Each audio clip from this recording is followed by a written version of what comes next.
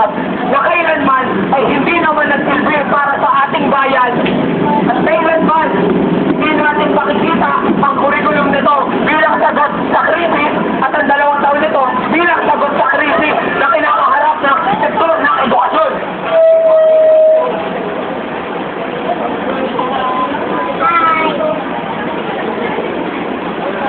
Marihin natin at magiging natin sinutulan kung ano man ang mga pinagsasabi natin na masasok mga tayuan ng estadong ito.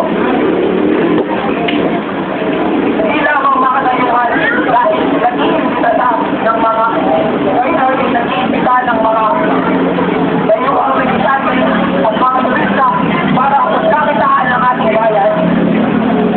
Ultimo, ating politika, ekonomiya at kultura ay unti-unti na sinasakop ng mga layuan, partikular sa imperialistang Estados Unidos.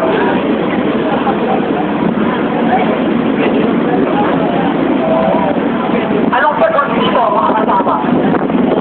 Ano nga ba ang tanging tinatawag ng panahon at kalagayan? Alam niyo ba?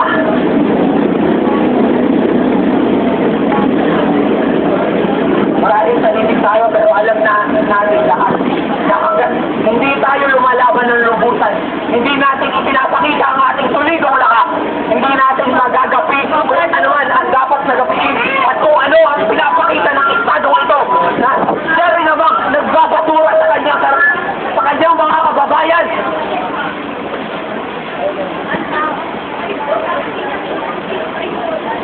Tayo mga Pilipino, tama nga ba? Oo. Pilipino na nasa Pilipinas. Tama? Oo. Eh, mga kababayan natin sa Pulitan, tayo yung mga Pilipino, di ba? Pero bakit, ang tanong lamang, bakit pinagsisilbihan ng Indian? Bakit hindi ang interes ng mamamayan ang tinutulong at ipinaglalaban? Bakit hindi ang mga transyon at pamumuno ay gamitin para protektahan ng mamamayan laban sa mga mananakop na dayuhan?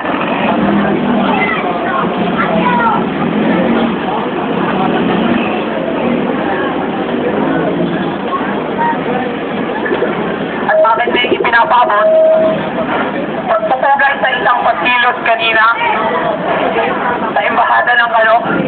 Marahil ito ay sa isang bahagi naging marahat. Pero naipabot natin sa ating mga kababayan at sa estadong ito na ang ating lakas at ang ating pagkakaisa ay kailanman hindi masusupil. Kahit gaano pa man karami ang humarap, kahit gaano pa man kakapal na hanay ng kaaway ang ating harapin.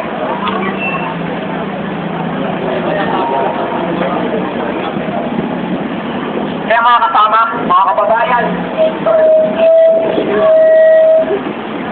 isa na lang ang tinatawag ng panahon at kalagayan. Ito ay magkaisa at lumaban sa mga mapagsamantala ng lipunan at sa mga dayuhang mapanupil at nananaho ng hindi kanilang bayan. Sa kailanman, kapag ating naitaguyod ang isang lipunang malaya, ang isang gobyernong magsisilbi sa interes ng mamamayan, hindi tayo gagapi. At ang lipunan,